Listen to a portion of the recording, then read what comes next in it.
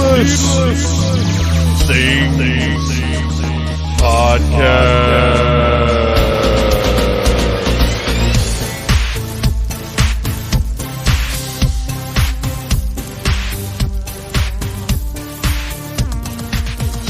Hey, Phantomaniacs! Welcome to the newest episode of the Needless Things Podcast, where we talk about toys, movies, music, and all manner of pop culture dorkery. I am your host, Dave, and I am full of energy because I just finished one of the shorter DDP yoga workouts, Red Hot Core, which is only about 15 minutes, but if you work at it, it gets you. It's something else. Tomorrow, I have the 57-minute diamond cutter, which is absolutely brutal, but which I love and hate because I know it's punishing me, but it's great because it's you feel it working like while you're doing it. It's tough, you guys. It's really tough. So there's my DDP yoga check-in. If you're not doing it, try it. Do something active though to help get you through what we're all going through right now. Okay, moving along. This is the San Diego Comic-Con sort of recap episode, only this year there was no San Diego Comic-Con. There was online Comic-Con, there was stay-at-home-a-con, and everybody kind of had their own events, and myself and our head of research, Ryan Schweck, are going to sit down and take a look at the announcements, because there were a lot of them, and it's fun. It's a great conversation. You're going to enjoy it. But before we get to that, we got to cover some news. Honestly, this whole episode is news, but there is one big major thing that didn't get announced over the weekend, but it did get announced on, it was either Monday or Tuesday, I'm not sure. But as you are listening to this, as this episode comes out on July 31st, which lots of big stuff happening today.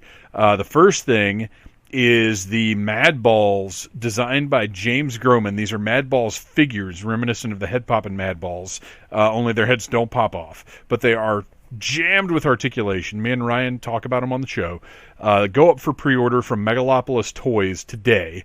And as you may know, if you've been listening to the show for a while, I had an unsatisfying experience with Megalopolis Toys, but I got to go back because I got to have these Madballs. And they're the ones they showed are like done. I mean, I'm sure they're prototypes, but the fact that they're not just renders is very, very encouraging. So I'm thrilled. Madballs go on pre-order today, megalopolistoys.com.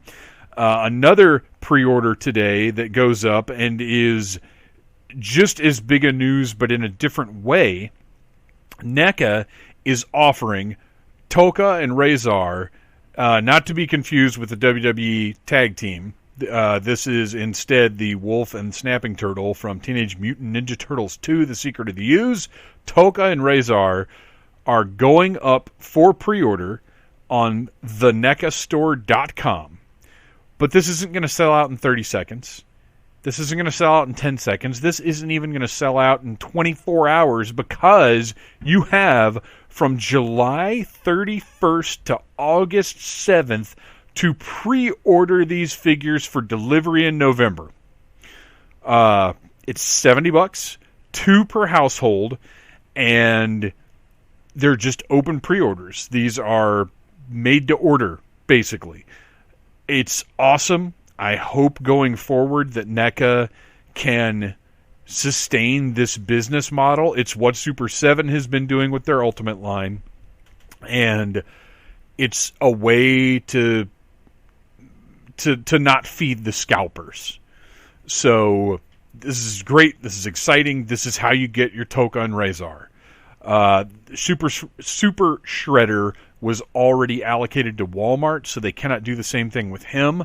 But going forward, NECA is going to be exploring the different possibilities for this sort of pre-order setup. And look, go order them. Let them know this works. Let them know this is what we want from these toys. As customers, if we show up for this, we'll get more of this, and we won't have disappointing things like the G.I. Joe Cobra Island pre-order that sold out in 4 fucking seconds. Speaking of which, that's another big thing going on this weekend is Hasbro, after that horrifying, demoralizing pre-order sellout, Hasbro moved the in-store sale date for the Cobra Island stuff up to August 1st, and the online pre-sales will open back up on August 14th, which suggests to me that Target may have ordered another run of them or something, because right now the situation is not good with these. People are finding them. Nowhere in Atlanta is selling them yet, but it's a rough situation where lots of people are finding them just out and buying them. Some Targets won't sell them, but their stock seems to be going down at the same time. Now, I don't know how much you can trust PopFinder. The one time I used it for something, it was accurate, but who knows what's going on with these pre-orders. All I know is I'm going to be at my local Target when they open Saturday morning because I've spoken to a couple of different Target employees, and the two that seemed the most genuine, I think they've got stuff in the back room, and I think if I show up at our regular Target when they open, then I'll be able to get some Cobra Island stuff for myself and for Phantom Jr. So hopefully that's going to work out. And for more G.I. Joe news, check out the special episode of Audible Interlude, a G.I. Joe podcast that we dropped this past Wednesday, almost kind of an emergency episode, because we just had to get it out. There was so much news from the past month, so much G.I. Joe news, that we wanted to do a special episode, because the regular episodes are based around specific segments and aren't as current event / news related. We cover those things, but we really want to focus on getting the segments in, and there was just so much between Wave 2 and Cobra Island and all these exclusives that they're doing that we really felt the need to put out an extra episode. So we did, and you can check it out wherever you get your podcast. It's Audible Interlude, a G.I. Joe podcast, Now You Know. The first installment of Now You Know, because I'm sure we'll end up doing that again, whether it be for Toy Fair or New York Comic-Con or whatever the case may be. And a new full regular episode of Audible Interlude, a G.I. Joe podcast, drops this Monday, August 3rd, again, wherever you get your podcasts. This is the official second episode. All right, that does it for the news. Except, of course, that doesn't really do it for the news, because the whole episode is news, because it's all the news that came out online about toys this past weekend. There's so much cool stuff, and for us it wasn't that different, because it's not like Needless Things really ever has the opportunity to go out to San Diego Comic-Con, so this was just a matter of also sort of watching from afar and summarizing our favorite things, the stuff that we thought was the coolest, and then sitting down and discussing it, breaking it down, and sharing it with you guys. So sit back, relax, and enjoy the best of the best from the online Comic-Con event.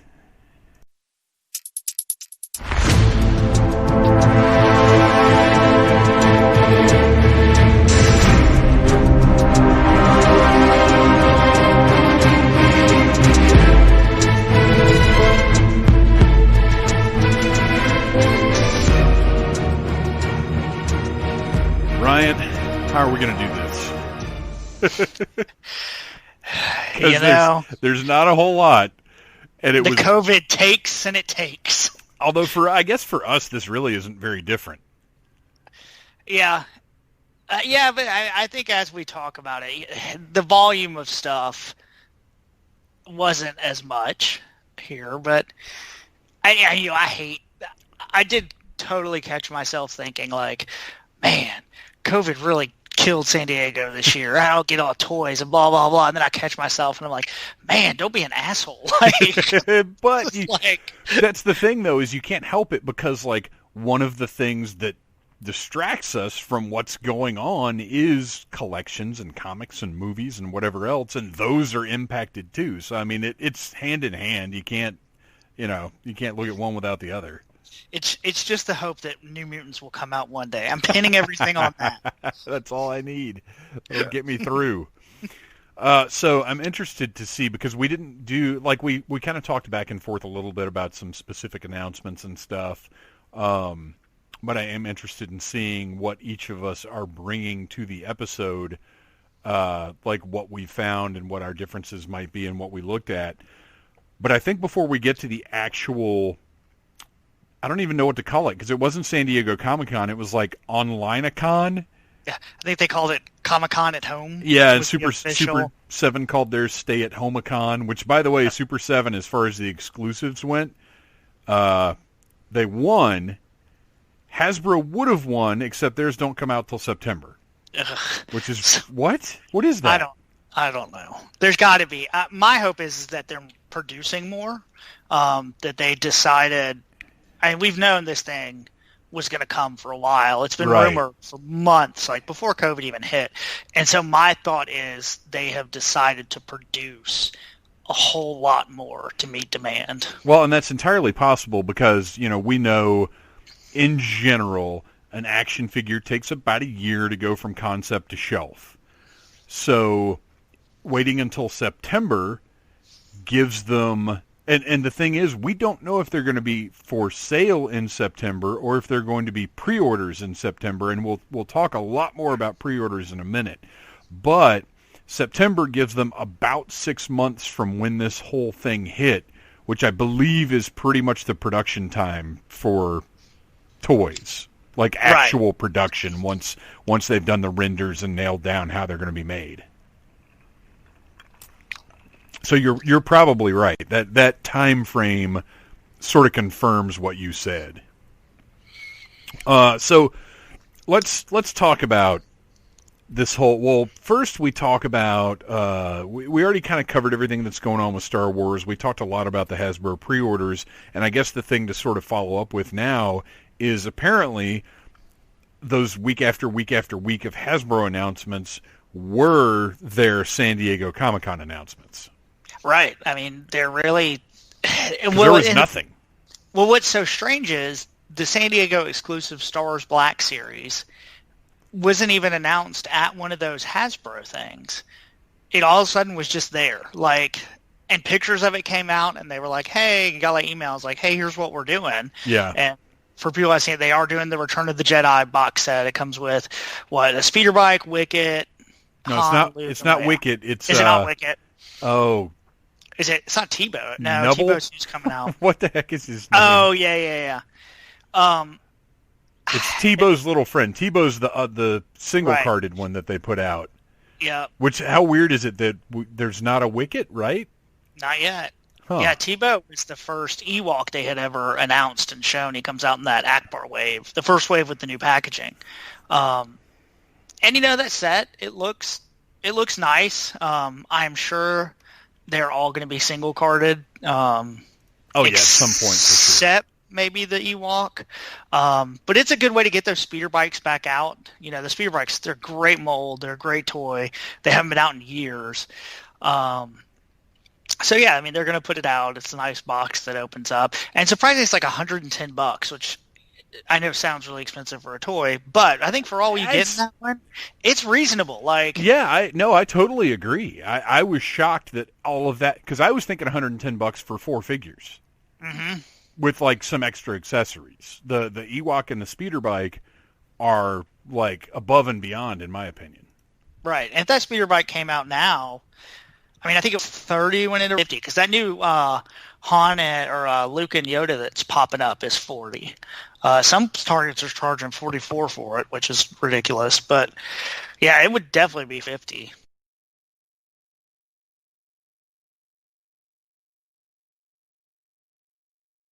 Exclusive, they're going to re-release the Wampa in a Empire Strikes Back box, and he's not bloody. That was people didn't like that in the first release. But yeah, I get it. Yeah, it's a great exclusive, though. That Wampa set has jumped in price. It's way early in the line.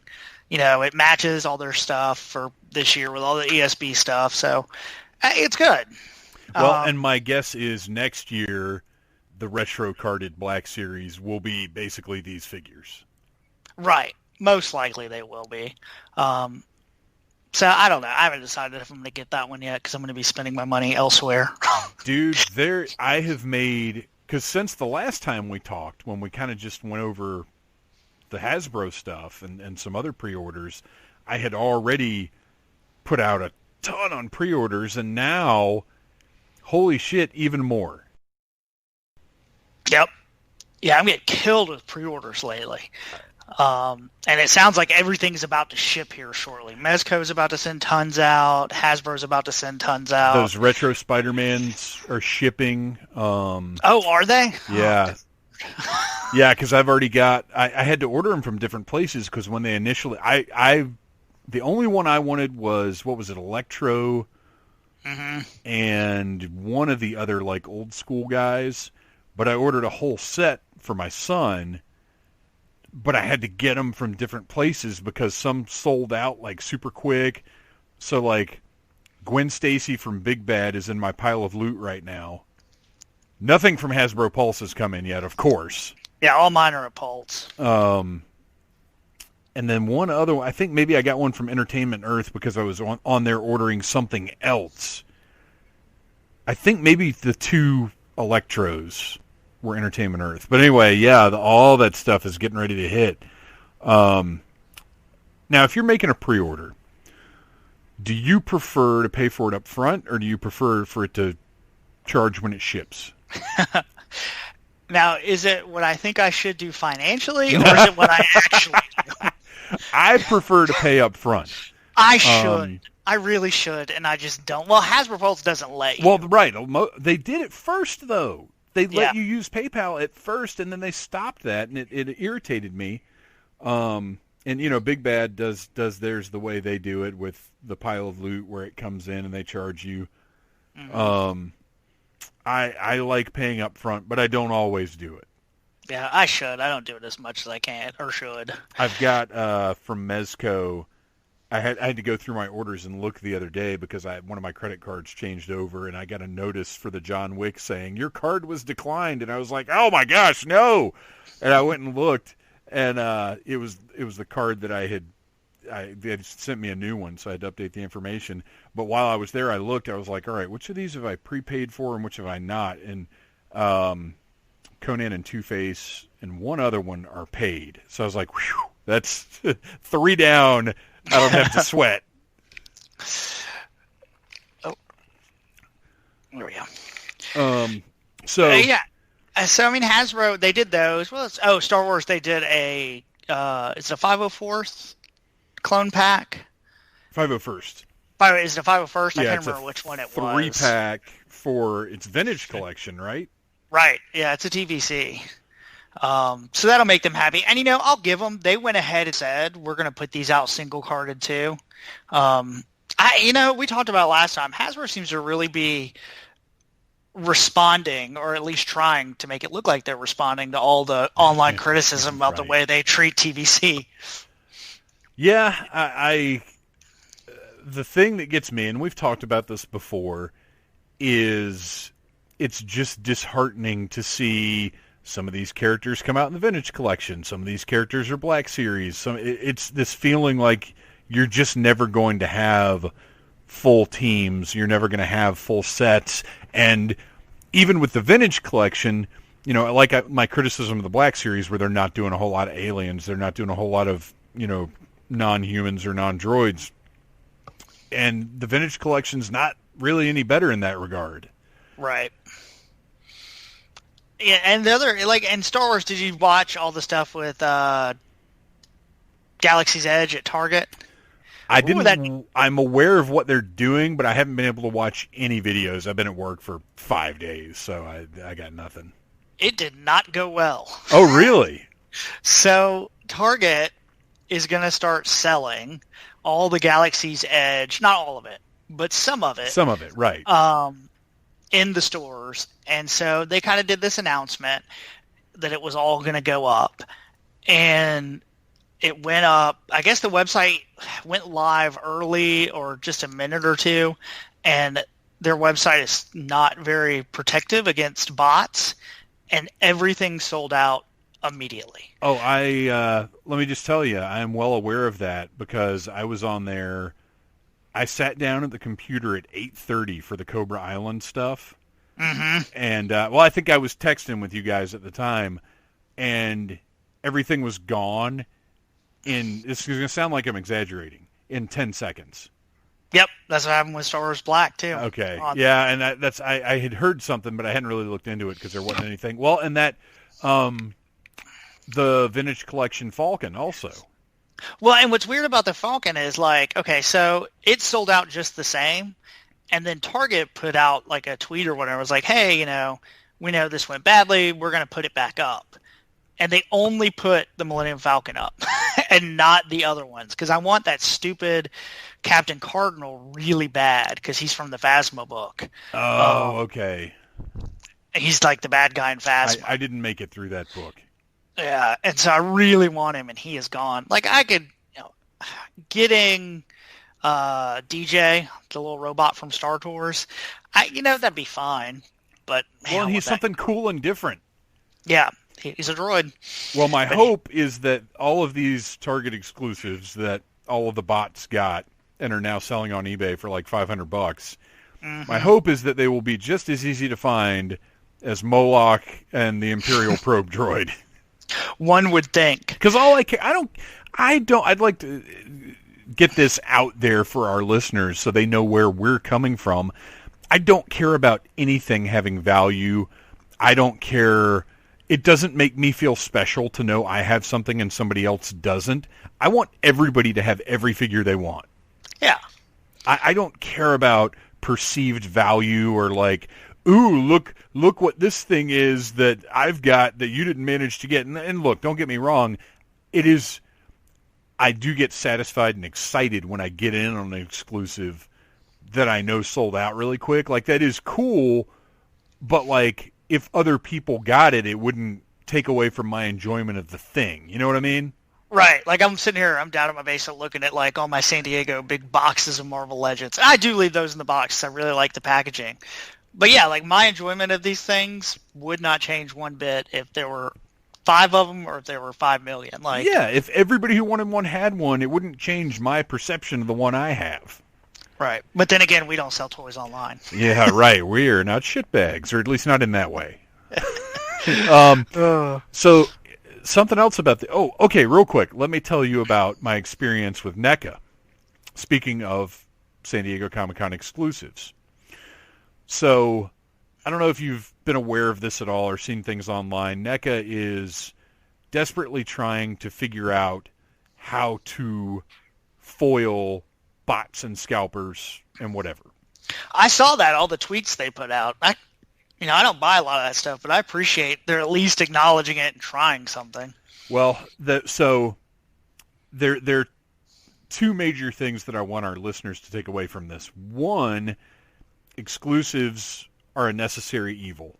Whether it's Hasbro or NECA or Mattel or whoever, exclusives have to happen. And we're not going to sit here and go over it on this episode because that's not what we're here for. But I highly recommend, and we've recommended it before, go check out Scott Knightlick's YouTube channel, Spector Creative. He has 2 videos on why exclusives are necessary. And the short of it is the stuff that's exclusive wouldn't get made if it was not exclusive. And that these exclusives are inroads to retailers for carrying wider ranges of products. Mm-hmm. So without these exclusives, we would have less in general. But Scott Knightlick explains it much better. He ran, for those that don't know, he ran the Masters of the Universe Classics. He ran DC Universe Classics. He's worked at like 5 different toy companies over the years. He's a consultant now that toy companies go to learn how to market toys, basically.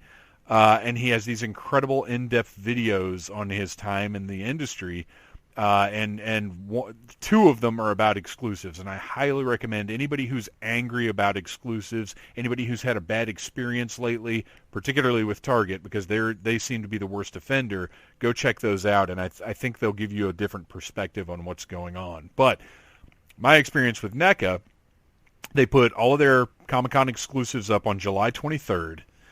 There was a Gremlin, the Lightning Predator from Predator 2, a glow-in-the-dark Big Chap Alien, and then that Ninja Turtles box set. Mm-hmm. And one of the things I really respect about NECA is you can order direct from their website if you're an international customer. Like, that's kind of the purpose of their website. In this instance, they were selling for Americans, too, except in the case of the Ninja Turtles thing. Although, you know what? They might have even had some of those up, but I didn't want it, so I'm not positive. But they're really trying to do their best to foil scalpers and to get their product into as many hands as they can. So this stuff goes up.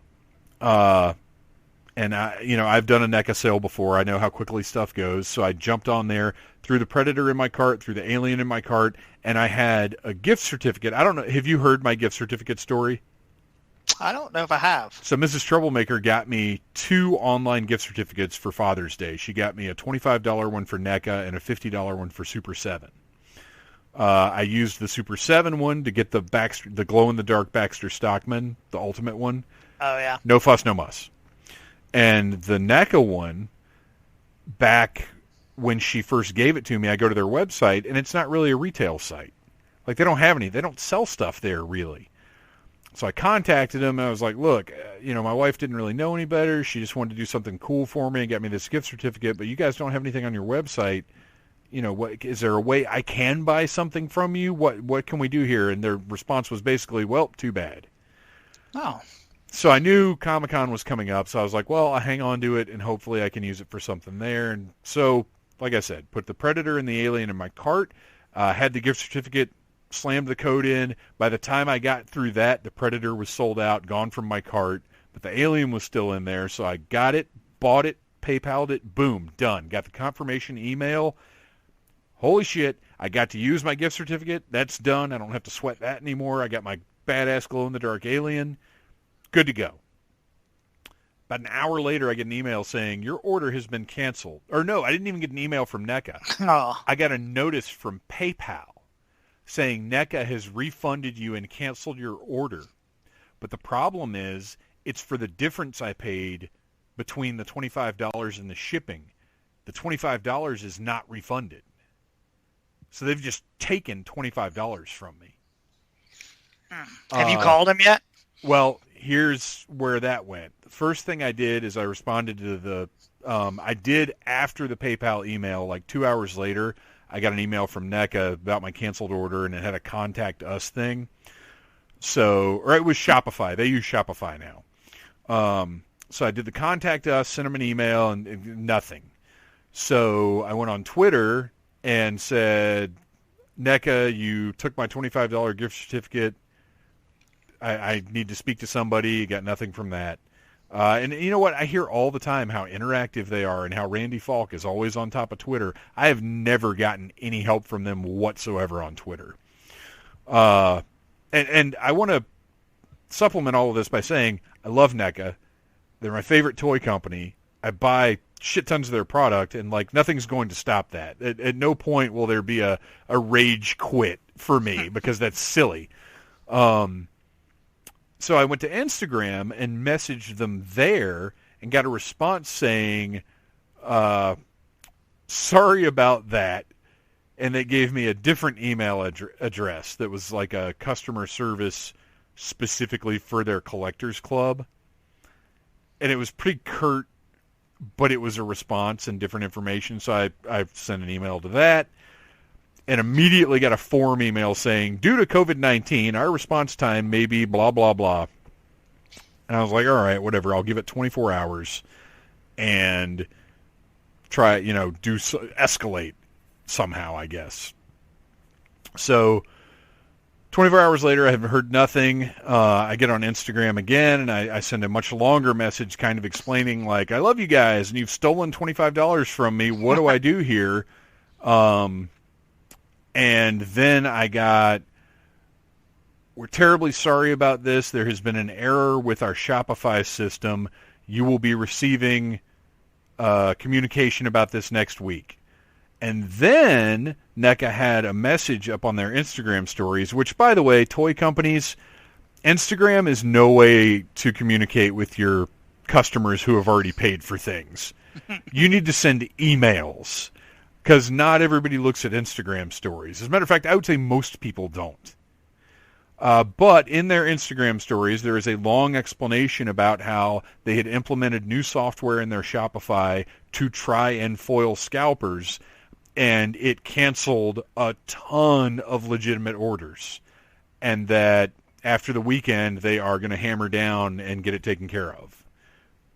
So if anybody listening had the experience that I had, just know that NECA is aware of it, they're working on it, and the reason that this has happened to us is that they're trying to be better, which is kind of what I suspected. I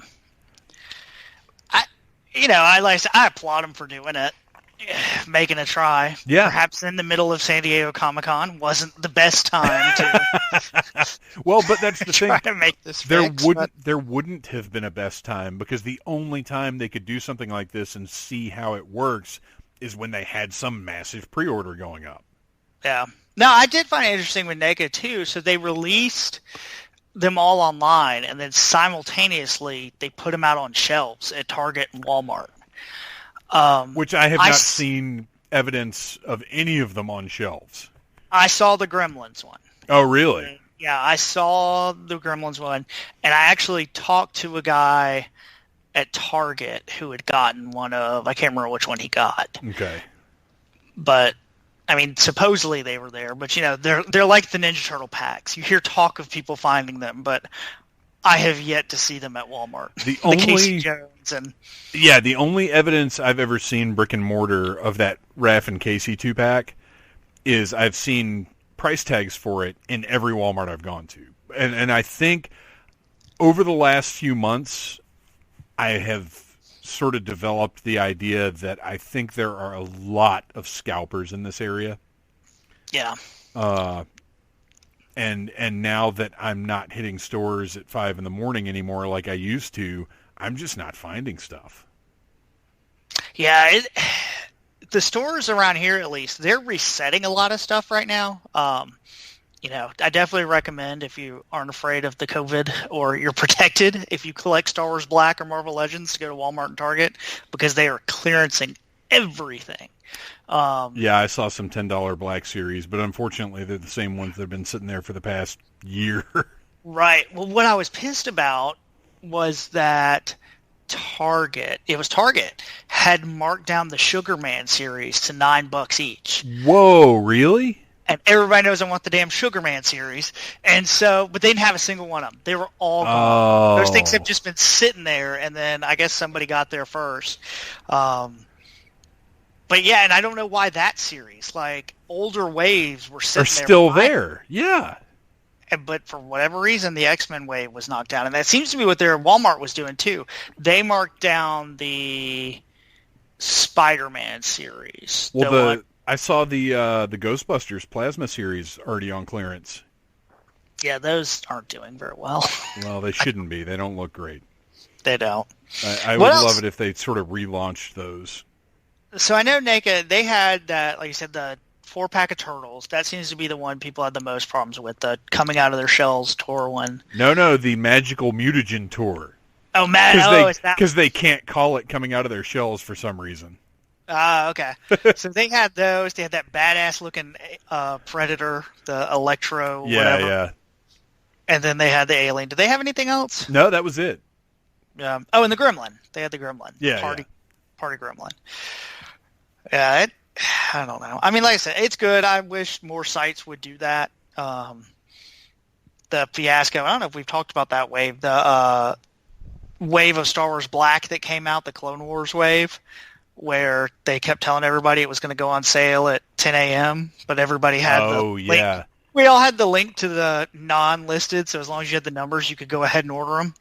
So I feel bad for people that didn't have these links, but... Because that was the same morning as the G.I. Joe retro stuff, right? Yep. Yeah, because we were all talking on that morning too. Yeah, like I blind bought stuff online. So- Like I put it all in my cart and was like, man, I hope these are right, because all it had was numbers on it. And luckily it was.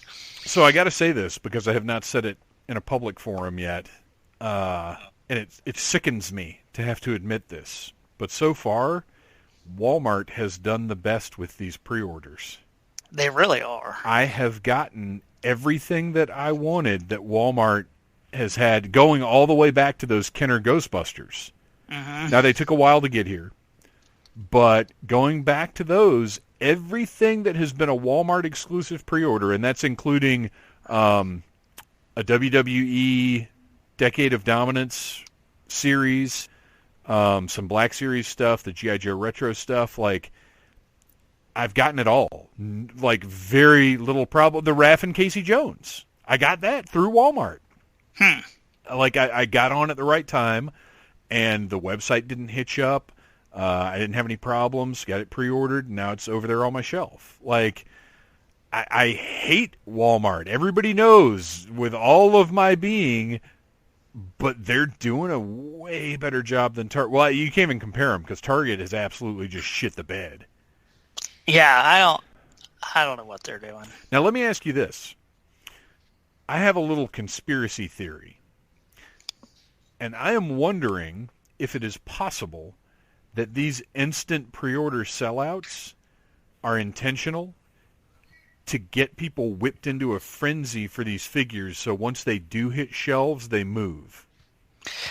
I kind of wonder that too. There's a weird thing I've read about Target with specifically around the Galaxy's Edge stuff, that on that date that they're set to be released, I think it's like August 20th or something, that they're going to go live on the website again. That they just took a certain amount of them and put them up on pre-order, and then they're going to release a whole bunch more eventually. That's the same feeling I get from the G.I. Joe Cobra Island stuff, because it says pre-order sold out, available August 14th. And in theory, that's supposed to be in-store and online, but people are already finding them in stores, which is driving me freaking crazy. And the people that said they found those Cobra Islands in stores, apparently it's a case of each figure. Like, it is not a wave. Oh, really? They are shipping tons of these things. Oh, that's awesome. That's good to know. I didn't realize that. Yeah. And so, yeah, some are breaking street dates. And there should be, because, I mean, you've put a troop builder in there. Mm-hmm. I want 4 of that guy, and I'm really, really conservative with how much money I spend on 6-inch figures like that, but I have to have 4 of him. Right. And, like we said, I don't really collect the G.I. Joe, but, like, yeah, that Cobra Trooper, that's a couple I'd probably get. I'd buy some Cobra stuff. And for the listeners, if you want to hear more about G.I. Joe, please tune in to next week's episode. Or, wait, next week? 7/26. What is today? Sunday? Yeah, next week's episode of Audible Interlude, a G.I. Joe podcast. And our special supplemental episode where we'll talk about all the crazy news from G.I. Joe toys over the past month. So anyway, that's my little conspiracy theory, is I think these Target instant pre-order sellouts could be intentional. Yeah. Because like that Roadblock, like, he's okay. I probably wasn't going to buy him. But as soon as I found out I couldn't have him, I was like, I need it. I get that way. Yeah. I get that way with Mezco's toys when I see them online. Like, I'll see like a picture of them, like, I don't really need that. And then I start seeing people freak out and posting pictures about it. I'm like, I got to have it. It's that FOMO, man, that fear of missing out. So one of the first things I want to talk about, actual toy-wise, was so Mcfarland launched a toy line in the middle of San Diego Comic-Con. Like, they're shipping soon. Are they shipping soon? I didn't even know that. Yeah, they're shipping like at the beginning of August. The Mcfarland Raw 10, which I don't really know what that name's all about, but they're these large, sort of almost like rotocast type figures with maybe 2 or 3 points of articulation, but really, really detailed sculpt and paint jobs, like you expect from Mcfarland. But but definitely something I look at as a sort of Walmart-friendly item. Yeah. It's like McFarlane's version of Leonard stuff. But the 4 characters that are initially offering are Cygor and Frenzy, which are the larger figures that retail for $20. And Cygor, if you know Spawn, it's the giant cybernetic ape. Frenzy is a big cybernetic shark. And then the smaller figures are $9.99, and it's Battlesnake, which is the greatest name I've ever heard, and I cannot believe somebody didn't already have it copyrighted. And Raptar, which is these are all cybernetic. I don't know why I said that over and over again. But you can guess what Battlesnake and Raptar are. But they look really cool, and the price points are great. Like, what a weird, neat thing for them to just all of a sudden oh, guess what? This is going to be on shelves soon. Yeah. And it's totally a line that kids will buy. Yes. Any kid's going to be like, oh, look, a robot dinosaur. And then their mom will go, that's $9. You can have it. Yeah, it's brilliant. And, in particular, Battlesnake looks like something straight out of the G.I. Joe cartoon. So, right there, you grab that, and you've either got a giant one for your 3 3/4-inch ones, or you've got, a little pet for the classifieds. Right. Either way, you win. Yeah. So, I just thought that was cool. And I managed to get on Walmart while they were still up for pre-order, and I've got a set on I didn't get Raptar. That one I don't really care for, but I ordered the other 3. Yeah, Mcfarland had it interesting because they did those. They showed the new DC Multiverse, which I really wish they would have called that something else because it throws me off every time when I see new DC Multiverse figures. Too. I'm like, oh, they're coming back. And then I realize, nope, that would just be the Mcfarland. Well, they got me with the White Knight Azrael because it said DC Multiverse Azrael, and I was like, whoa, what? That's awesome. Then I realized it was the Mcfarland, and I never imagined if they made figures from White Knight, I would not buy them, but I'm not buying them. I'm not either. And man, I love White Knight. White Knight is one of the first physical graphic novels I've probably bought in, I don't know, 8 years, maybe 5 years. I love it. But I just am not going to buy those McFarlane toys. No, I don't. I bought the first wave because I had to know. And they're all, I kept Batgirl, but all the rest of them I have sold off in one way or another. They just, they don't fit with anything I have aesthetically. Within the line, they're awesome, but they just don't go anywhere in my collection. It's an interesting way they're taking it too, because it's so heavy on storylines and artists right now. Which is cool because that's one of the things I loved about DC Collectibles. Mm-hmm. Yeah, they're much closer to DC Collectibles than the old Matty, universe. And that was it. The Flashpoint Batman. He looks amazing. And even those ones from Batman Who Laughs, I think they did a Robin. Oh, dude, they're doing everybody from Dark Knights. Yeah. It's insane. Let's run down real quick because I've got the list right here of everything that they showed. Flashpoint, Flash, Animated Cyborg, which seems like a really odd choice at first, but then you realize that they have done an animated Batman and that technically those go together. Mm-hmm. The way that McFarlane has done them. Yeah, that styling on that Cyborg's really cool, too. I like the big round face. He looks like Teen Titans Cyborg. Yeah, that's a very, very cool concept to do it that way. Flash and Joker from Rebirth, which is basically just modern Flash and Joker.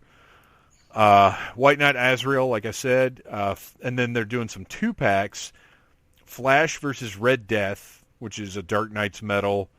Nightwing versus Red Hood. I thought it was an odd choice to do a red Nightwing in that. I'm trying to remember because he wore the red, I think, in that storyline. Oh, did he? Okay. Yeah, it's when he went to Bloodhaven, and he changed it to all red. Okay. And then Arkham Knight Batman, which looks absolutely incredible. Mm-hmm. Arkham Origins Deathstroke, and then the Build-A-Figure wave this time is a Robin that comes with, it's the Robin from Dark Knights, like the Joker-fied Robin, but it comes with 3 different heads, so you can buy 3 of them and have the Batman Who Laughs, like weird Robin pets or whatever they are. Mm-hmm. An infected Superman from that same storyline, Batman from that storyline, and then Batman Who Laughs, but this time, because they already released him, but this one has wings, which I read the first series of that story, and then I was like, oh, there's more? Well, I'm good. Yeah, I can't remember what the wing, it's like Hawkman turns into Flying Terror or something weird like that. And oh, okay. Wow. the Joker rips his wings off and uses them. Or Well, the Batman Who Laughs does. It's, this stuff all looks great. The price point, look, they're $20 for massively articulated 7-inch figures, which was another weird decision on McFarlane's part. With 100% new tooling in every single figure. Yeah. I wonder if they're rethinking that. I mean, it's 6-inch, these things fly off the shelves, I bet. Yeah, I agree. At 7, they just kind of sit. Yeah, some of them sell, but not real well. I thought the same thing with McFarlane's 5-inch stuff, though, like when they were doing Walking Dead and what else did they do in that 5-inch? And I thought, man, these would be so much better if they were 6-inch. I wonder if they know that, but they never changed their model. The only thing they've done in a 6-inch scale is the Game of Thrones figures, and those are apparently done. Yeah. That McFarlane had some cool stuff to show. In the sort of typical McFarlane fashion, they were like, look, here's our stuff. This is it. It's cool. And I don't feel like they overhyped it. I don't know. It just seemed like, okay, cool. They're still out there doing stuff. Let's see. What's your number one bullet point? Oh, Marvel Legends. Surprise! Because we do have to talk about the announced exclusives. Yeah, and so they did really weird. I thought it was funny. At San Diego originally, the final results from the fan vote was supposed to come out, and then they were going to release it there and start releasing it that day. And it was down to, I think it's down to Silk, Sif, and White Electra. Judging online, Silk is going to win. But then they announced, well, we're just going to wait until September and announce it then. So what I'm guessing is one Friday in September, they're going to have a, one of the Fan Friday things. Right, that's when they'll release everything. So they did a video. They did 2 exclusives for Marvel Legends. They did a Logan Professor X 2-pack. Again, because it's exclusive, you get Bloody Claws Logan, which I appreciate. Doing exclusives, you can do it that way. Well, it's the first Marvel Legends figure to ever have blood deco. It's crazy. Yeah, the face looks weird, but it's really? An all right set. I thought both of them looked great.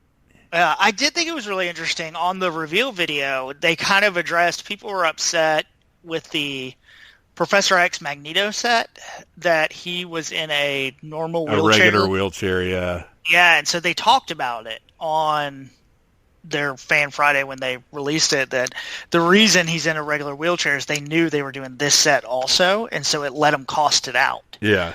So that's good. I mean, I won't get it. But. And again, it's one of those decisions where it was either this or you don't get it at all. Right. I will absolutely get that set, and it might be because right now I do have the Hugh Jackman tank top figure from Amazon.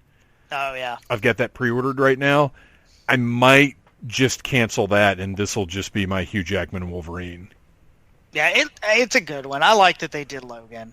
And again, it's a great idea for an exclusive. Yeah. Kids don't like Logan. I mean, they might, but they shouldn't. Yeah, don't let your kids watch Logan. And it lets them do blood. And then the other exclusive was the long-rumored, everybody knew it was coming, Hellfire set, which is amazing. Well, we knew it was coming, but we didn't know if it would be exactly what we wanted. Right. Because we knew they had teased Sebastian Shaw's shoe, which what I thought was funny is during the announcement, it turns out it wasn't Sebastian Shaw's shoe. It was Donald Pierce. Yeah. But I think they look the same anyway. But yeah, there was lots of arguments, like, because the Hellfire Club has a lot of members, and people kind of wondered how they would do it. And so the set, you've got Donald, and I like that he comes with two different hands, so you can do just regular Donald in his finery, or you can put his cyborg hands on. Which I need a full-on Reaver Donald Pierce now. Thank you very much. Yeah, I do too. And I'm still kicking myself. When that Reaver came out, I only bought one of them, and I should have bought two, and I kept meaning to go back and get another one. I did the same thing. But I don't want them on the same body. And, right. And at some point, they've gotten way better about teams than they used to be. Yeah. So I feel like there's probably a plan for the rest of the Reavers. There's got to be. Yeah. So then we got Sebastian Shaw. He looks great. And then the Black Queen. I like what they did. So you get Jean is in the box. And she's got the bun. And that portrait looks incredible. It does. And do you own the original Marvel Legends Black Queen Jean? No, I don't. It looked terrible. Toys R Us exclusive. It looked absolutely horrible. I didn't buy it. Yeah. I'm looking at it right now. It's a total piece of crap. Like, that's when, like, usually when I get new updates of figures, sometimes I just take the old one and put it on the back of the shelf where you can't really see it anymore. Right. She may just go in the trash. No. You gotta put her in a Ziploc, stick her in a tote, because 10 years from now, some weird thing may happen where people want that figure. Yeah, it's an odd, crappy figure. Yeah. And she comes with the Celine head, which I really like. It's one I'll probably keep in the box if I get it, but I would probably display it with Celine. Yeah, I think it's a Celine for me as well. And then Jean was just like, that was a specific part of the story. To me, Celine is the Black Queen. Right. Yeah. I mean, Jean was really only the Black Queen for Dark Phoenix Saga at the beginning of it, and then that's it. Yeah.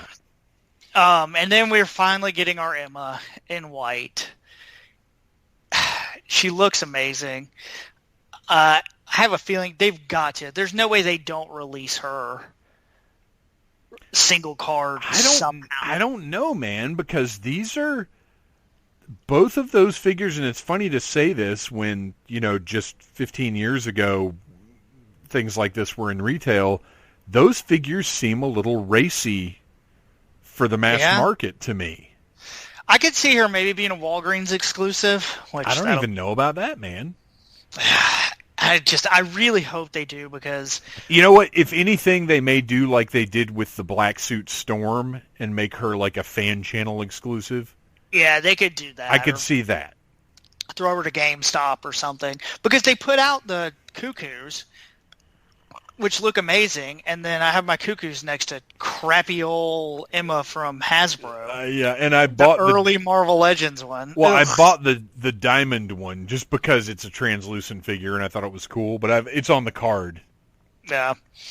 But overall, I mean, the set's great. It comes with, like, a lot of accessories and guns and little books. Beautiful box with, like, the study or whatever it is. Yeah, a strange letter in the back, which they were, like, really proud of in the video. They were like, oh, and look, if you go to the back, you can open this envelope, and it's a letter about the Hellfire Club. Yeah, that was... Who cares? That was a weird thing to be excited about. It was like welcoming you to the Hellfire Club. Yeah.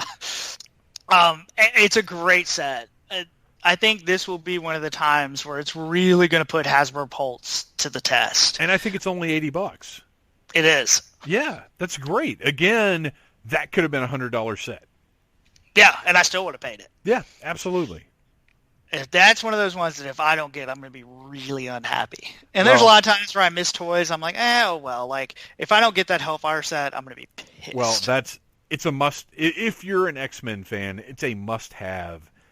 And I think they know that, and I think you're right that this delay is to get those production numbers up.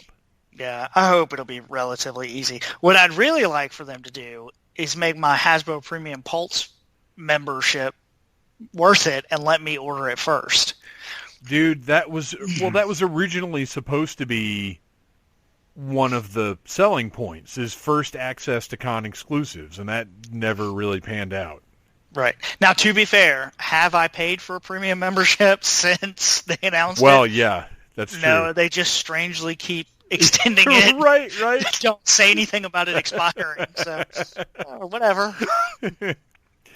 Yeah, and that's, I was actually thinking about that with all of the pre-ordering, that's really over the past year, doing pre-orders has become a big deal.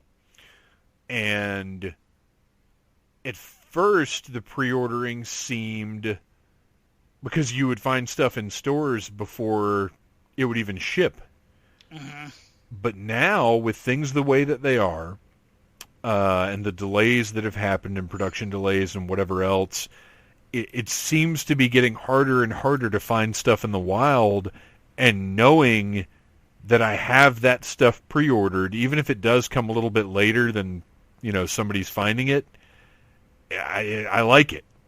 Yeah, well, and I've had problems with GameStop with pre-orders lately. Oh, really? To where things were supposed to be here already, and they're not, and they've made excuses for it. Like, I talked to him the other day, and I was like, hey, this was supposed to be in May. I know other people have gotten it. I just wanted to see where it was, and they looked it up, and the guy was like, oh, well, we had a box that said it was supposed to be in there, but it wasn't in there, but I sent an email. Now, let me just lay it out. It's my Plo Koon figure. Oh, no. And for any GameStop employees listening, you better fix it or I'm going to come burn their store down. Needless Things does not necessarily agree with the opinions expressed by its commentators. It's like the most important Black Series figure, and they're jerking me around on it. Well, of course. And he's hard to get. He's sold out on Pulse immediately. He's already up to like $50 everywhere online. It's driving me nuts. And I totally feel like that douchebag that goes to GameStop and is like, where's my pre-order? Can you check it again? He's like the one I need. Oh, speaking of GameStop, the other day, I was in there with my son, and we were just looking around. And he's looking at Fortnite stuff because he's big into Fortnite. And the guy's like, oh, looking at Fortnite, I guess you got bad taste in games, huh? And he was clearly joking, but the more I thought about it, the more it pissed me off. And finally I went over and I was like, hey, let's go somewhere else. I didn't like that. Let's find somewhere else to spend our money, and walked out. And I turned around to the guy and I was like, man, you work in a video game store, you get a lot of kids as customers, and I think it's a really bad idea to be rude to them about their taste in games. And he was like, I was just kidding. And I said, yeah, but it was still rude. And then we left. Because it pissed me off. I don't handle people being rude to my kid very well. Yeah. Oh, and kids listen to that stuff. Yeah, right, exactly. I was joking, if you're in the video game store, you don't want the video game guy saying, right, your taste is terrible. Right, because I know how I would have taken that when I was 12. Right. But fortunately, he's tougher than I am and really didn't care. He was kind of like, I get why we're leaving, but maybe you're being a little sensitive here, Dad. But enough trashing GameStop for now, anyway. Well, back to the Toys of San Diego. Was there any other Hasbro? I think that was pretty much it, right?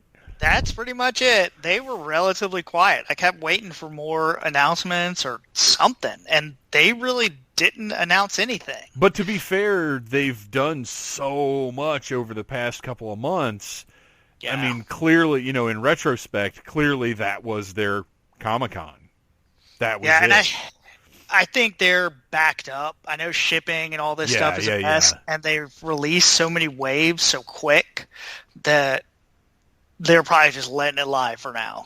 Go ahead and let the stores clear out, and then now that they've got that fan channel, they can make announcements whenever they feel like, and announcements that don't get clouded by other people's announcements. Right. That's what I think is real interesting. Is and I know we kind of talked about this before, but San Diego, when you used to get all hundreds of toy announcements at the same time, a Marvel Legends wave might kind of get pushed to the side, where now they have an audience that's seeing just that. So, well, and what's even better as far as San Diego goes, or online Comic-Con, whatever it is things that are maybe a little smaller scale can get more attention because your Hasbros and your Mattels are out of the way, and that brings us to my like spotlight feature, and that is Megalopolis Toys and their crazy new toy lines that they're working on. And first, I've got to say, if for the listeners, if you listen to this show regularly, you know a few months ago I ordered from Megalopolis Toys, and it was not a great experience. But I'm willing to give them another shot because I know they're a small independent company. They're probably doing the best they can. And they are releasing new Madballs figures. Oh, they're so cool. That are, well, the reason they're so cool is because they're made by James Groman, who worked on the original Madballs toy line. Okay. These figures are straight out of his head, and they're incredible. They're 6 inches, loaded with articulation, loaded with accessories, and they're $35 a piece. I thought these things were going to be like $70.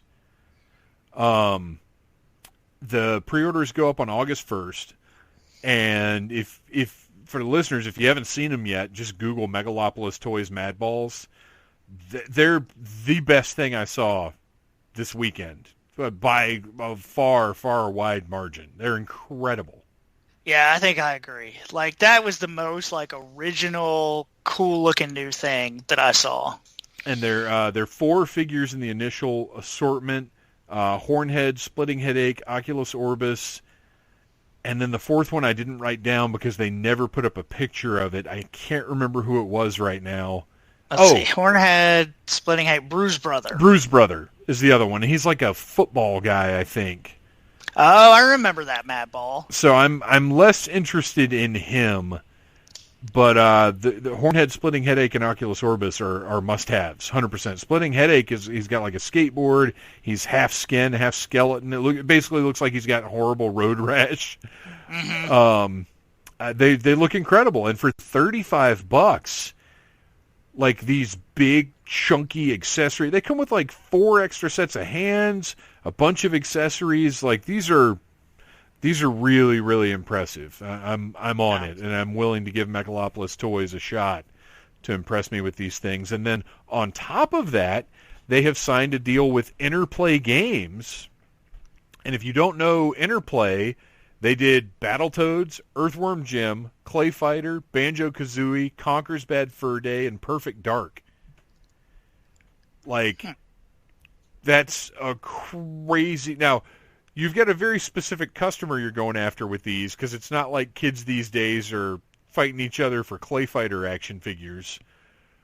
But, like, looking at these Madballs, I can see Battletoads, Earthworm Jim, Clay Fighter in that style. Yeah, to borrow from Toy Guru, all those properties are super toyetic. Yes, 100%. Well, Earthworm Jim has had, 2-3 other toy lines. There at least. The original Playmates toys. Mezco did a couple of figures. Well, that might be it. It might just be the other 2. But, yeah, I mean, that's... And Doug Tenapple, the creator of Earthworm Jim, is very active on Instagram, puts up art all the time. He's still creating Earthworm Jim content. So that's potentially a very lucrative brand if it's handled properly. And then Battletoads never had a toy line. That's crazy to me. That's insanity. So that's absolutely... And I'm honestly a little surprised Super 7 didn't jump on Battletoads to go with their Ultimate Ninja Turtles. But there you go. That's, Megalopolis is going to make it happen. So good for them. That's awesome. It's cool to see somebody independent, but also, I mean, like I said, the fact that those Madballs are $35 each is wild. Yeah, it really is. Let's see. What is next on your list? Well, we have the usual MVP of San Diego Comic-Con. This year, not so much. With their 3 figures? Yeah, the Mezco. Mezco, I appreciated how they did it for their San Diego. I think they called it... I think they just called it MezcoCon or something like that. Yeah, MezcoCon. And I like they released a schedule and said, on this day we're going to release an exclusive and have announcements at this time, and there's going to be a contest here. And they kind of did it over 3 days. Yeah. And spaced out the reveals that way. So they're exclusive this year. They did Con at Home in a Box, which I thought was a clever idea. It's a big box with a Gomez in it. It's like a golden ninja-looking Gomez. Two Gomez's, technically. Right. Oh, it comes with a 5. The 5-point Gomez. Yeah, it comes with a 5-point Gomez, a T-shirt. I forgot what else, like a badge. Dude, tons of shit. It was like $170, but like when I saw everything that was in the box, it seemed like a bargain. I didn't buy it, but it seemed like a bargain. Well, and it had a coupon in it for $20 off, $20.20 off any other Mezco. Oh, nice. Yeah, so you like automatically got some money back for it, which I thought was cool. Yeah. And something funny they kind of did. So they released it, and when they released it, they put up their Mezco pictures, and in it was a ninja with a golden skull. And there's a guy that does a lot of the Mezco pictures, and so he gets them early, which I think is crazy. It's not a dude that works at Mezco. They let this other dude do their pictures, and he does an amazing job. And so they asked the guy about, like, hey, what is that? And he was like, oh, I can't tell you anything. They take away. I wouldn't be able to do this anymore. And then sneakily, Mezco released another figure. Just threw it up. Yeah, didn't tell anybody and threw another. I guess it's part of the Golden Skulls or whatever, the Rumble Society. That's what they're called. Yeah. So they threw that up and, of course, caused the normal amount of Mezco whining about people not being able to get it. But it's I like that. Like, that kind of adds to that, like, excitement of San Diego. Look, I've gotten every Mezco exclusive that I wanted that I was able to get online on time for. I've gotten. Like, I can't think of any I haven't gotten that I've, like, if I was paying attention. Like, there definitely were ones I slept on and looked at pictures for a long time, and then it was gone. The blue and yellow Wolverine I missed. Like, I got up too late or something like that. Like, the ones I don't have, it's my fault. It's not their fault. Right. Yeah, so they do pretty good. So the other stuff they showed, they did Death Dealer from Conan. Or I guess is he from Conan? No, or he's just a Frazetta. He's Frazetta. Yeah, an original Frazetta creation. Okay, and he's really cool looking. I think we talk like, man, all the pieces are there to make Skeletor. Yeah. If you look at that figure, it would not be hard. But he looks great. We only got, as far as comics goes, they showed Constantine. Which is, I think, incredible. Oh, I can't wait. I mean, obviously, they couldn't just make him look like Sting, but he has that look. Mm-hmm. And he has a cigarette. He's got, part of any Constantine action figure. He's got the cigarette. He's got the beat up head. He's got the like sort of tough looking head. He's got the magic like glyph thing that's basically what they did with Doctor Strange, but a little more satanic, I guess. Yeah, and I appreciate that, because when I first saw the picture, I was like, oh, are they just going to do that stupid magic thing again, which works for Doctor Strange, but it's a pentagram. Like, it looks great. Oh, yeah. And his coat looks great. Like, well, and the thing is, the figure looks awesome, but by the time it comes out, it's probably going to look even better. He's got his tie that's, like, all loose around his neck. Mm-hmm. And if you notice on that one, they were very careful to say, this is the prototype. Right. It's not final. So, yeah, it's going to look even better when it comes out. But then, and I love that Constantine. I'm 100% getting it. But blew me away with the next one. And we didn't even see the a first figure. one. I guess he was technically... Well, no, not that. Oh, no, I know which one you're talking Technically, about. the first one they showed. Yeah, Bishop. Yes. I'm very interested in how Mezco is picking who to make. But he looks amazing. Oh, he looks. The bald head looks great. The weapons are, the ones you can see look awesome. It's a Bishop figure. And, I like the two heads. It's a really good mix of kind of the blue and yellow costume and his more 90s with some armor on it. But yeah, he looks really good. Well, he's one of the signs to me of a truly great figure is when it makes me feel like I have to have another figure. And as soon as I saw that Bishop, I was like, fuck, I got to get one of those cables. Yeah, I kind of thought that too, because I didn't get cable. No, I didn't either. And I really, I wanted one, but you know what? Honestly, the biggest problem with getting a cable is I didn't know which one I wanted. Yeah, that's kind of what happened to me, is I kept going back and forth between the yellow and blue and the regular one, and then it was too late. Because the yellow and blue looks so... I've got a lot of cables that look like the standard cable, but the yellow and blue one was something really different. Mm-hmm. But if I'm buying a Mezco cable, don't I kind of want the standard cable? Yeah. Well, and the yellow and blue, though, that's my cable. That's when I started with cable.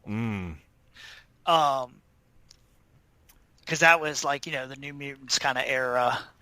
I wish he had some shoulder pads, but he's an old release figure. See, to me, the one with the shoulder pads is the New Mutants cable, and the blue and yellow is when he was actually, sort of with the X-Men for a while. Yeah, that Jim Lee later era. Yeah. Because he fits in with Cyclops and the blue and yellow Wolverine, and... Yeah. I've seen people do, take the shoulder pads off the old Marvel Legend and put it on that yellow and blue one, and it looks really good. Huh, okay. So, yeah, we got Cable, and then we got the teaser of the Fantastic Four. Which how is this going to happen? I don't know. They didn't say anything. It was just kind of here it is, and it was a cartoon. And it's basically a GIF of Human Torch making the Four. Except you don't even see Human Torch. It's just fire. Yeah, it's like a firework shoots off or something. But yeah, is it a 4-pack like Ghostbusters? Are they going to individually do them? You can't just put out a 4-pack that has Sue and Johnny just in their uniforms.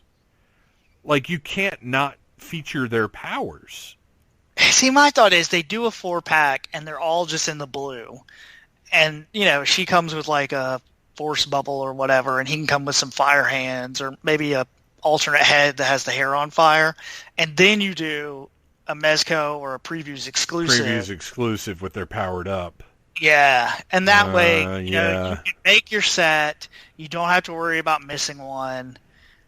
And then if you these other ones, that's great, but you don't have to have them. And they could even go so far as if they do it as a 4-pack, Sue comes with, regular head and hands, and then translucent head and hands. Yeah. And she's still got her costume, but at least you do have invisible features. Mm-hmm. Same thing with Johnny. Regular head and hands, and then flaming head and hands. So you do have a way to show the powers, and then like you said, but how do you do a 112 Human Torch? I don't know. I think we were joking, I would love to see them do Mego style, with just the cloth with some printed black flames and some flames. Here you go, guys. Enjoy. I don't know how you do it, but if anyone can do it, Mezco can do it. 100% they can do it, or they wouldn't be doing. You know what? Here's I guess how they do it, because they use that sort of rubber tampo technique, like Punisher's skull. So basically what they have to do is just do that all over whatever he's wearing and actually make it stick, rather than just being a flat design, actually make it stick off of the bodysuit. Oh, and if it was translucent, so you could kind of see the shape of the body underneath. Yeah. Yeah, they could do that. That would be cool. Whatever it is, I'm sure they've already figured it out 100%. Yeah, and the Ghost Rider, his flame effects look really cool. So they've already been kind of playing with flame anyway. Yeah, playing with fire, as it were. Hey. So, and really for Mezco, they had some other Living Dead dolls and those Mezco designer series stuff that we don't really collect, but that was pretty much it for them. No, there was one more big thing from them that got me really excited. They showed their 5 Points monsters. Oh, that's right. Which are very reminiscent of the old Mcfarland monsters line that would come with it's basically Universal Monsters, but you don't have the license, so you can't call them that. but they came with the big like set pieces. And these are kind of Mezco's version of that, and they showed, it's not the creature from the Black Lagoon, it's the sea creature. And then a Frankenstein monster, a vampire, and a mummy. And they look great, and as long as they're not $18 like Super 7's reaction figures, I'll buy them. And I think the 5-point stuff has been like $10 or $12. Yeah, I think so. So that that's something that I can very easily just look at and be like, well, I'm just going to buy that. Very unique, interesting sculpts, reminiscent of the Silent Screamers style, that sort of exaggerated, almost cartoony look that Mezco is sort of known for. And speaking of Silent Screamers, if you go to the Needless Things YouTube channel, you can see my review of the 112 Collective Nosferatu, which is freaking amazing.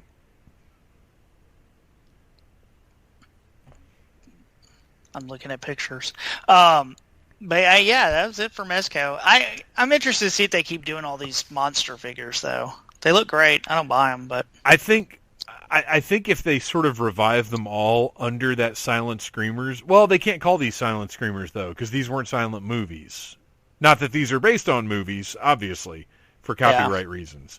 But I like when Mezco does sort of their own take. Like this Nosferatu, if they just straight up done a movie one, I wouldn't have been as interested in it. Mm-hmm. But the fact that it's basically a 112 version of the Silent Screamers figure made it a must-have for me. Yeah. And it's kick-ass, man. That coffin it's comes with it's awesome. All right. So, next up, this is something that I didn't think I would get into, but I have. I'm not 100% in, because really what I'm waiting for is the Masters of the Universe Origins line. But all of the Masters of WWE Eternia figures, they come apart. All of their arms and legs and heads and torsos and everything come off, and you can put them back together. Like, you can mix and match their parts. And there's a translucent blue John Cena that's faker John Cena. And I was like, oh, it would be really cool to get that and put Skeletor's head and hands on that and have like a Ghost Skeletor type figure. Oh, nice. So I realized there are all these really cool things in this Masters of WWE line that I could use later, because I'm going to be 100% in on that Masters Universe Origins. I'm going crazy for those. Like, it's driving me nuts every time I see somebody like review them or that they have them. Especially now that I have 3 of these WWE ones, and the articulation is so good, they're so well made, they're so playable, the accessories are so great, they're sturdy, they're just excellent, excellent toys.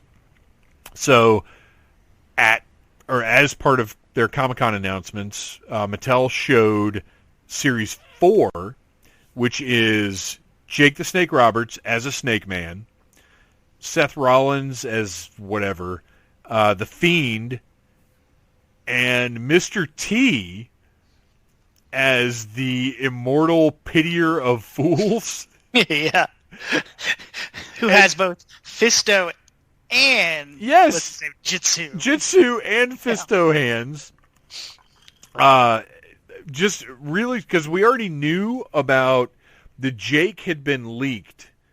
And I think the Seth had as well. They had not shown the Fiend, but the Mr. T was a complete surprise, because they announced that they had the license to do Mr. T figures. The San Diego Comic-Con exclusive was a Mr. T sort of amalgamation figure, and we all expected Mr. T figures in the WWE line, but I don't think anybody saw this one coming.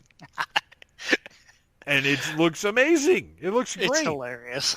And this I won't get the Seth Rollins, but I already pre-ordered the Fiend and Jake the Snake with his removable face. Did you see that? Yeah. I know we've talked about it. My thing is, I wish they would just go a step further and just really embrace some of the dumb stuff. Just call him Jake the Snake Man Roberts. Like, Well, but they kind of, like, I think they have to use the part of the licensing deal is I think they have to use the full wrestler names. But then when you look yeah. in the biographies, they're incredible. And the mini comics, they come with mini comics. Oh, And, I didn't know that. dude, they are great. Like, they are 100% tongue-in-cheek. We know exactly how ridiculous this is, and we are leaning into it. I love this line, and I really didn't even have plans to get it. But the people who are behind it are so self-aware that it makes the line more fun. Like, the fact, the thing that really won me on this line, you remember when I worked at Hot Topic, there was that Stone Cold Steve Austin shirt where he had rattlesnakes for arms? Yeah. The dumbest wrestling shirt of all time. And they made a figure of it. Like, that when I saw that, I was like, this line is being made by people like me.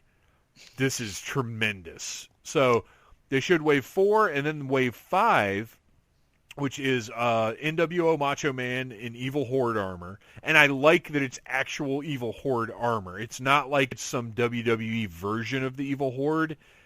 It is Horde armor. It's got the Hordak skull on it. Becky Lynch, basically in the Battleground Tila look.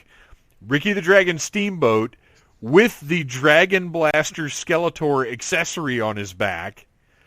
And then Battle Armor Rowdy Roddy Piper, which they've already done a Battle Armor Macho Man, and it's great. So Battle Armor Piper with his little sort of kilt battle thing going on. These are awesome, and if you've kind of poo-pooed them or turned your nose up at them, you're missing out on a really fun line. But at the very least, it's just whetting my appetite for these Origins figures. I cannot wait to get these in hand. Yeah, that Piper figure cracks me up. That's hilarious. His little shirt that gets messed up. Yeah. Does it say different things on the? Yes. Oh, no, it's messed up. It says the hot rod. Well, they won't do battle armor like the original ones, but how these work is you actually take the chest armor off, and it's got a little piece that snaps in. So okay. It comes with the 3 different pieces, and you just snap in whichever one you want, which is not as cool as the original battle armor, but at least they're making an effort. Right. Because that's the same way the 10 years from now have a spinner in the inside that won't stay. Yeah, because I've got an original battle armor He-Man, and it doesn't work anymore. Yeah. So this mechanism will never go bad. And it's the same thing. It's the same way they did the Battle Armor figures in the Classics line. So it's fine with me. So yeah, that was really fun. And there was a ton more WWE stuff, but we're not going to get into that now because there's a whole other podcast that does a much better job of covering wrestling toys than I ever could. Was there anything else on your list? Out of the things I'm going to buy, that's probably about it. One I'd like to point out, if you haven't seen it, did you see the Sideshow Christopher Reeves figure? Yeah, and that's the portrait we've wanted. Yep. I mean, that's the one. I'm not paying $280 for it or whatever, but that's the exact portrait I have wanted in all of these Christopher Reeve figures we've gotten over the past decade. Yeah, they nailed it. Which, Mezco, again, theirs was an early version, and whatever they do is not going to be that exactly, but I'm sure I'm going to be satisfied with it. Yeah. But yeah, that was about it for me. I mean, NECA had some other, Ultimate, what they do? Ultimate Scream, Ghostface. Oh, yeah, that's right. I skipped over NECA because I wanted to, you had Mezco. So real quick, before we get to NECA, because we'll close out there, because they actually had a decent amount of stuff, Mondo showed a few cool things. In October, they are releasing a 1/6 scale Creature from the Black Lagoon figure. This is very exciting because there hasn't been one of those since Sideshow did theirs 20 years ago, maybe 15 years ago, something like that. that is now $500 plus to buy. This looks to be the same type of design where it's a 1/6 scale figure, but it is in a rubber suit. Nice. And it's $180, which in this day and age is a great price for a figure like that.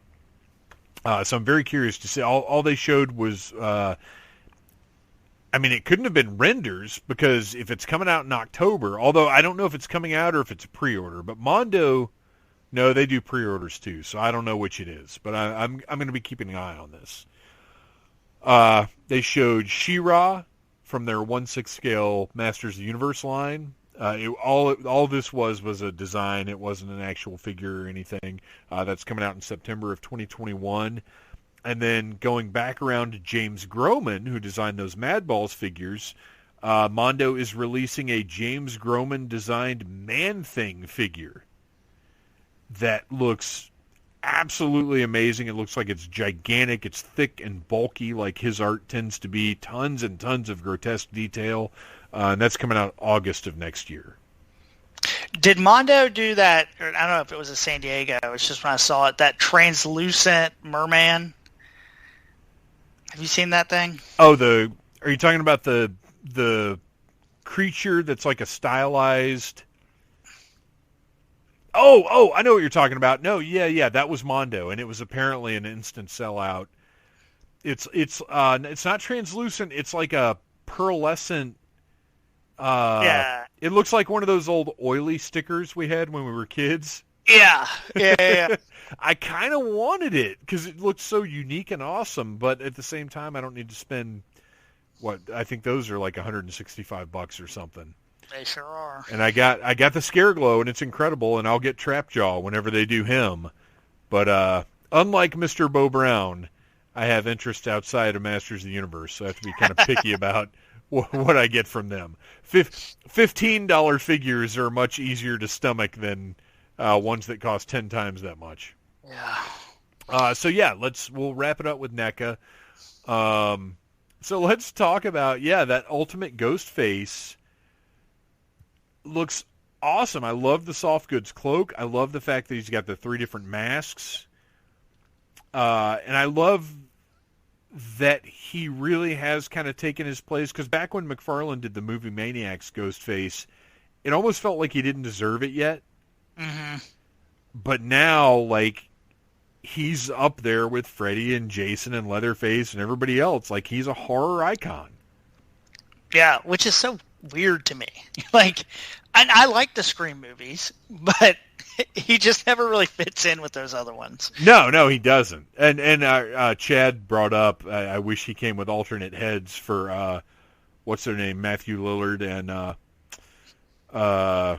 knockoff Johnny Depp. What's his name? Skeet Ulrich. Yeah. Skeet Ulrich. And that would be great, but that would have cost money. So, and NECA is very, very conscious of how much it costs to license likenesses. So, yeah, I would totally buy a Matthew Lillard head, though. Oh, 100%. With that. And you know what? I have learned recently that most celebrities you can think of have 1/6 scale and 1/12 scale heads out there on eBay. Oh yeah. So it's a possibility. No. The big news. Well, okay. They also showed a Christmas Fiend, the Misfits mascot in Christmas attire, which is so weird. I have to get it. Matter of fact, I already pre-ordered it from Big Bad. Oh, did you? I need to go pre-order it. I saw it. I was like, oh, he can go on my tree of shame in the basement. Yeah, it's ridiculous, and it's a must-have. And I actually have a collection of Santas. I've got a Figures Toy Company Santa. I've got a number of Santas in that scale, so I have to have that one. The NECA.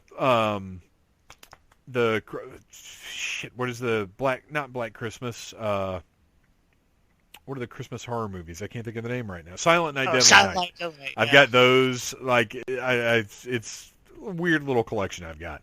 The biggest news from NECA, and there's more after this, but the Friday the 13th license is back. Yeah. What happened? Nobody knows. But Yeah. we're making figures again. Well, the first clue we had that some of the legal difficulties had been cleared up, and for the listeners, if you don't know, Sean Cunningham owns, and I'm going to get this wrong, but somebody owns Jason and somebody owns Friday the 13th. New Line owns Jason. Paramount owns Friday the 13th. Sean Cunningham owns Friday the 13th, and somebody else owns Jason. Like it's a mess. And certain contractual agreements that had allowed the production of Friday the 13th merchandise expired last September, I think.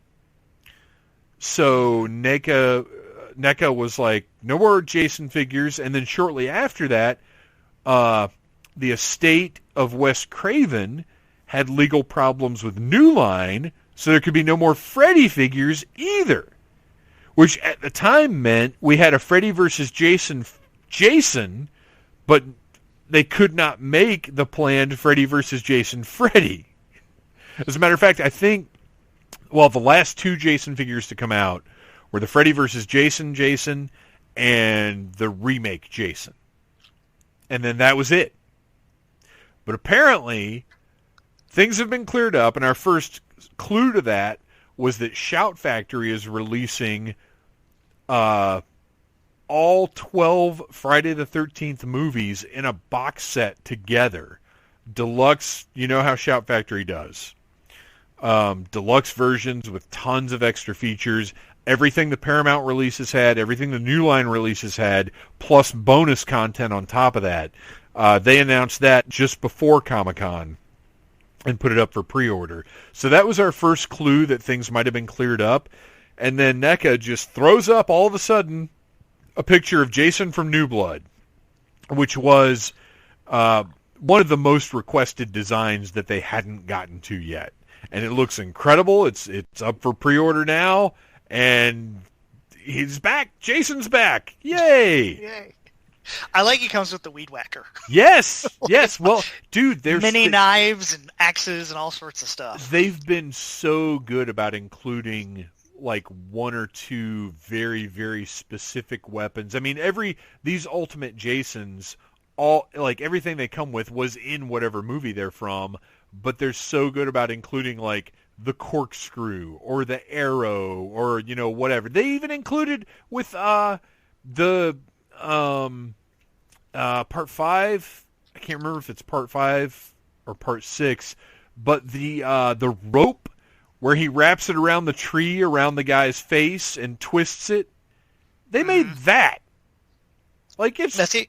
What I would really want is a Jason X that comes with a sleeping bag, so I can recreate the high point moment of any Friday the 13th film. I guarantee you, when they get to that Jason, when they get to the Uber Jason, they will do that. It will come with that sleeping bag, 100%. So that was very exciting. That if it wasn't for those Madballs, that would be my top pick from Comic-Con. And then they showed sort of the final versions of the Back to the Future Ultimate figures that they're doing.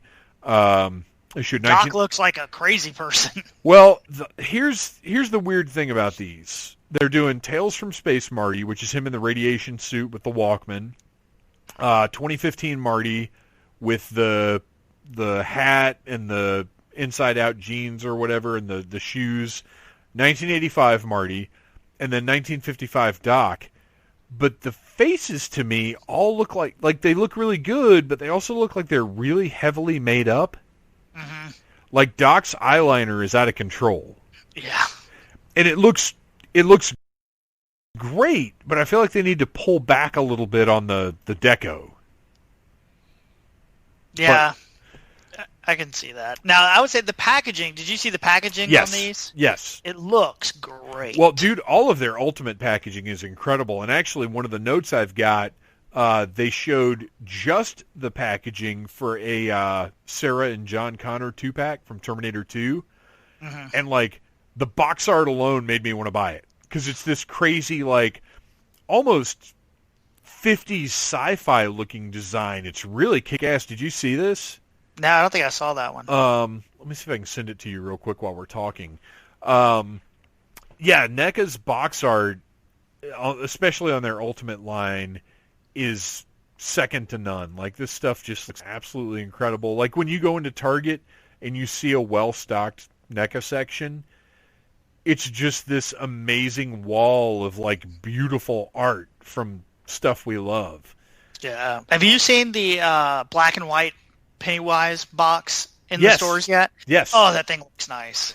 The box, I mean. Yeah. Well, yeah. I don't care about the figure figure at all, but the box is beautiful. And then the exclusive boxes that NECA's doing for Walmart look really, really nice. The Evil Dead 2, even though I've already got that Ash, it's that red, black, and white box. Have you seen that one yet? Yeah. The box looks so cool. I kind of want that. Okay, here it is. I'm going to send it through Skype here. Or should I send it through Facebook? It doesn't matter. Okay, I'll send it. Oh, wait, we don't have a thing up on Facebook. All right. All right, I just sent it through. So yeah, the Back to the Future figures, the Tales from Space Marty for me is kind of a must-have. I'd like to have them all, but for Back to the Future, I don't know. I don't know how many Back to the Future figures I really need. I love those movies, but Yeah, that is a nice box. I would almost be more motivated to buy Doc and Marty from Back to the Future 3. Yeah. Like, that would be kind of cool, just to have the cowboy ones. Mm-hmm. Especially with Doc's rifle, that sniper rifle. Yeah. Now, I will say, I'm not going to get these, but if they come out with a Biff Tannen from Biff's Pleasure Paradise... Oh, yeah. Oh, and they I will buy Biff, it in a they? second. Had they? Yeah, they showed a 1955 Biff. I think they showed him later than the other ones. He's not in my notes, but they showed him, because he comes with Ooh La La. Now, see, that one's okay. That was fine. I want 1985. Yeah, I agree. Biff. Yeah. Maybe he can come with some ladies and his balding robe. Biff with his bathrobe on. Yeah. Look, we all know who it's supposed to be. Oh, yeah, we know. So, yeah, that stuff looked good. They showed a Creep Show animated creep figure, which, those are neat, but I still am not clear on how much NECA ripped off from the artist who originally did those designs, so I'm a little iffy on them. And then Ninja Turtles-wise, they showed animated versions of Baxter Stockman, Vern, who includes alternate werewolf parts, Rat King, Mondo Gecko, who looks really freaking creepy, and I don't like it all, but that's what he looked like in the cartoon. I love that original Mondo Gecko figure so much, but the animated version is just weird. Mm-hmm. But then the one that I'm probably going to have to get, although Super 7 may end up doing him as well, is Muckman with Joe Eyeball. I love Muckman. He's one of my favorite action figures ever. So I will, even if Super 7 doesn't announce one, it won't come out for like 3 more years. So I'll probably get NECA's as well, if I can get my hands on it. Which I'm right now. I'm trying to get a Metalhead for my son, and I can't find it anywhere. Yeah, I've heard of people in the store. If you ask, for some reason they're keeping a bunch in the back, and they'll get them. Really? Mm-hmm. Huh. Well, I'm going on a run tomorrow, so I'll have to look around. And then from the 1990 Teenage Mutant Ninja Turtles, which is my personal preferred area of turtledom, they had just had a teaser image of Orokusaki, Hamato Yoshi, and Splinter in the cage when he was still a regular rat. Well, yeah. I wouldn't say a regular rat because he's learning kung fu, but I feel like they've teased the Splinter in the cage before. Yeah, I think so.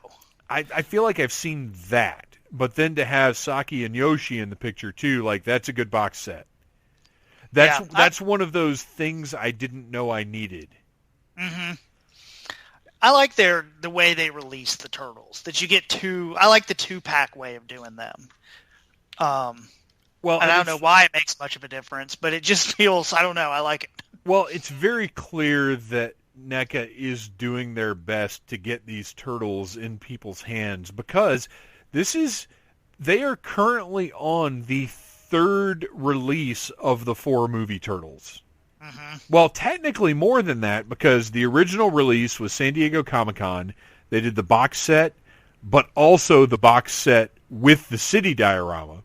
Mm-hmm. Then they did the 4 individually packed GameStop exclusive ones. And now they're the Walmart exclusive 2-packs. So, like, you can't say NECA isn't trying to get these out to people. And then they've got a Foot Soldiers 2-pack that's coming out in, I think, September. They keep making these in different ways to try and get them in people's hands. And it can be really frustrating sometimes when these are exclusive or they're limited or whatever. But I really do think they're doing their best. Wow. And then finally, the last item, the final thing, and the thing that I'm from NECA, I guess I'm technically most excited for, because like Jason being back is very, very exciting. But as far as actually owning product, the Alien 40th anniversary that got delayed for many different reasons, they showed Parker, they showed Brett, they showed Ash, they showed Kane, all with their full correct likenesses. Parker and Brett, just regular versions of those characters. They look incredible. Yaphet Kotto and Harry Dean Stanton. And then Ash, just looking like incredible. Looks amazing. And then Kane is in his suit, his space suit. But that's okay. We'll wait. We can wait. Yeah, it's NECA. They produce Alien They'll do it. Predator figures till the end of time. And then 2 different big chaps. There's a bloody one and then a regular version, but it's not the ultimate, because these are all their regular price figures. They're not ultimate figures. So this is a regular big chap release. It's not the like $28 ultimate version. So it's the same as the recent ultimate big chap, just without all the accessories. So I'm very excited to see these, and they are in the throwback packaging based off of the 1979 toy line that never happened until Super 7 put theirs out. Mm-hmm. So those have got to be hitting soon. That's what I would think. But they showed all those, and they look incredible, and I have to have them all. So did you see the teaser NECA put out? It was like their last kind of thing they did. Oh, maybe not. What was it? So it's a picture that it looks like Superman's heat vision. And I did see that. What else it would be? I tried to think But they've already done a Christopher Reeve. Right. They did the Alien and Superman. Did that ever come out even? Whatever happened with that? The Alien. Well, yeah, because they did the pre-orders last year for Comic-Con. It was the Alien and Superman. And then, was it 2 different Batman and Predator sets? Yeah, there's one Batman and Alien where the alien's kind of dressed like the Joker. Oh, it's the Joker alien from, Yeah. And then there's the Hal Jordan alien Predator, where the Predator's kind of like a Yellow Lantern. Oh, yeah, and then the armored Batman with the Predator from, I think, the first Batman versus Predator. Yep. Where he basically looks like the Dark Knight Returns armor. Mm-hmm. So, yeah, I don't know what that is. Huh. I just can't think of what else it would be besides heat vision. What if it's Brightburn? That would be awesome. That would be awesome. I would totally buy that. I would, too. So, yeah, that's pretty much everything, or at least everything that was of interest to us. I've already said the Madballs were my best in show. Do you have a pick? Do you have anything that you were particularly excited about? Out of all of it, that Hellfire set is the thing I'm the most excited about and the most I feel like I've got to get my hands on somehow. Yeah. But yeah, overall it was a weird year. I definitely wasn't as glued, constantly refreshing pages and knowing something was going to happen at this time. I was, the extent to which I was into it like that was just following Mattel's WWE stuff. which, again, I highly recommend if you can get a hold of the Major Wrestling Figure podcast. I'm sure they're going to run everything down this week. Man, they showed there's so much good WWE stuff coming out. It's insane. They've got new Ted DiBiase, all kinds of new legends. It was just a lot of cool stuff. So I was following that stuff very closely. They've got a Mae Young coming out. So I was following all that pretty closely, but everything else, it just seemed like it was almost just like following regular. It was a couple weeks of toy news condensed into a few days, but it wasn't anything spectacular. But there's still a lot of stuff to be excited about. Oh, yeah. It just didn't feel like it regularly does, which nothing does this year, so whatever. No, I watched a few panels from the actual at Comic-Con, the San Diego actual site. Yeah. And there were some decent ones on there. Which I kind of hope they might do some more streaming like that in the future. I definitely did some of the Star Wars ones, but hopefully we'll be back to normal next year. But I don't know. Like, now that companies have started doing this, our own little videos and our own reveals, I don't know if it'll ever be the same again. Well, there's bound to be significant money to be made from having people there in person.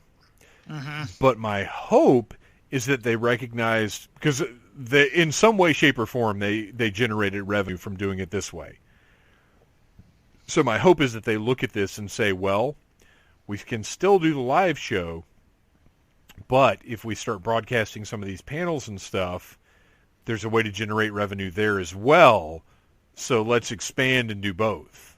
Right. And still have things that are exclusive to the live experience, because that's what makes it special. But things like the Mattel panel, like, why not record that and broadcast it later? Right. Or why not, do digital memberships like Dragon Con Yes, does? absolutely. Yeah, I'd go for that. I mean, depending on the price, I'd go for that, because I would love to see, I'd watch every toy company that I'm interested in that did a panel. I would watch it. Yeah, absolutely. Well, Ryan, thanks for stopping by and taking a look back at this year's still pretty awesome but limited online Comic-Con. And I'm sure we've got plenty of toy news to talk about for the rest of the year, because as much cool stuff as there was, I get the feeling that Hasbro in particular, I'm sure, is going to sort of continue with their every couple of weeks having some kind of cool reveals. Yep, that's the thing about being a toy collector. It never stops. It truly never stops. Awesome. Well, thanks for coming out, man. Thank you. Please remember to check out Audible Interlude, a G.I. Joe podcast. The special Toy News edition dropped Wednesday, and this Monday is episode 2 with a review of the new comic book, Snake Eyes Dead Game. And also, if you listen to those episodes, you can learn how you can win a free Snake Eyes figure. So go listen to those episodes, find out how to win the G.I. Joe classified Snake Eyes figure that will be sent to you free of charge. Subscribe to the Needless Things YouTube channel, where this week I reviewed... What did I review? Oh, I was going to review one thing, but then we had to put up the Audible Interlude episode on Wednesday, so I only reviewed another thing.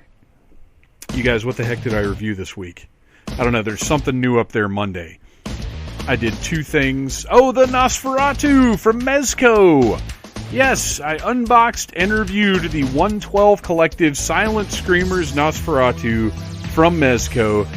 Go check that out. And sometime in the future, the other item will go up. And I've got some special projects that I'll be honest with you, I want to get them just right. And I know I've been talking about these for months now, but I want to get them just right. I want to do justice to the subjects. And after watching Mark Sterling do videos on the Major Wrestling Figure Podcast YouTube channel, I am inspired and intimidated. Because I want them to be... They're not going to be as polished as his stuff, because he went to school to be a video editor. But I do want them content-wise to be as clean and clear. So I'm going to be working on those. You guys, thank you for your support. Thank you for listening. Thank you for sharing. Most important thing you can do. I love you guys. Thank you for listening to the Needless Things podcast. You're the best. You can find the show on iTunes, Stitcher, Downcast, or in the ears of a Trader Vic's employee. Love you, mean it. Uh-huh.